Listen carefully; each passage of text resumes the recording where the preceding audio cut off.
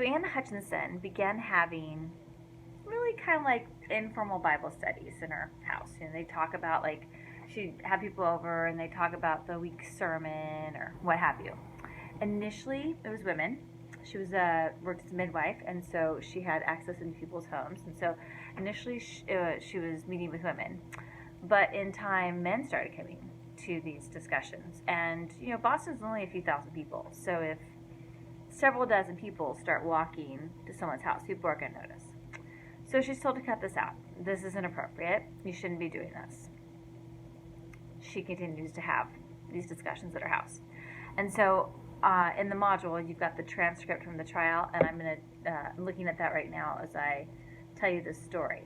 So Winthrop, he lists, I give you an excerpt. Like, this thing is long, right? And so he says, you're called here as one of those who have troubled the peace.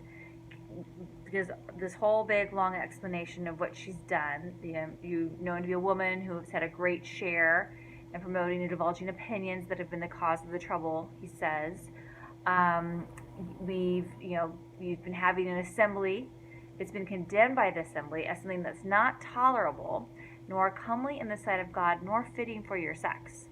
So you've been having this meeting, which you shouldn't be doing because it's not fitting for a woman to do that. So again, big long list. He tells her all these things you're doing wrong. Mostly, you're having these meetings and you're a woman and you shouldn't be doing that. And so she says, I'm called here to answer before you, but I hear no things laid to my charge. Basically, I don't hear what I did wrong.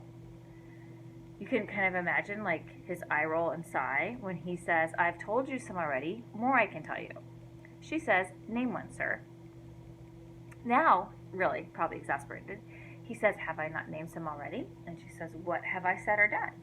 He says, why, for your doings, this you did harbor and countenance those that are parties in this faction that you've heard of. Basically, I just told you, you're hanging out with these people, you're having these meetings, and you're not supposed to be doing it. And she says, that's a matter of conscience, sir. Meaning, that's your opinion. So it goes back and forth like that for a bit. The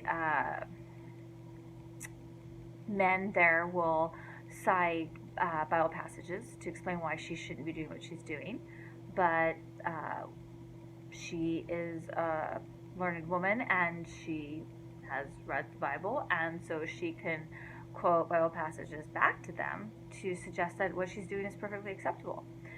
And she does this multiple times. So many times, in fact, there's a few times when she kind of bests the guys. Like, she quotes this passage back to them, and they're kind of like they don't have a response back. So basically, it kind of makes them look foolish a few times. But there's no way, right? She can win this. I suspect a lot of her just like, if that's a matter of your opinion, sir. I suspect a lot of that is she's pregnant with her 14th or 15th child at this point. I don't remember which, but clearly probably has very little patience, right, for these judges who are calling her out. But again, there's no way she's going to win this, probably because she's pregnant.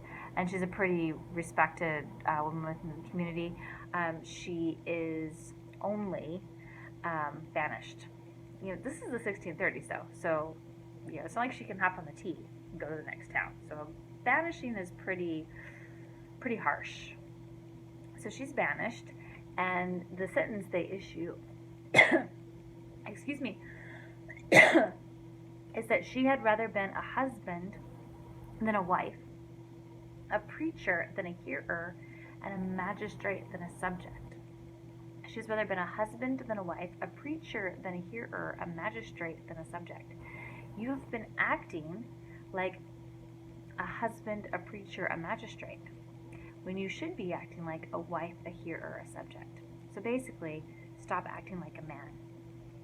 So she leaves, takes her husband, really interested in Mr. Hutchinson, handful of followers. One of them is Mary Dyer, who we'll talk about later in the module, and they leave. A fun fact, after they leave, the men of Boston get together and are like, that kind of embarrassing.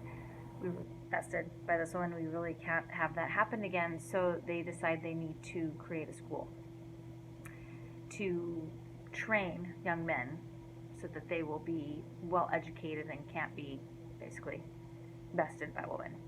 That school still exists. But if you think about for a moment, school in Boston that still exists. It's Harvard.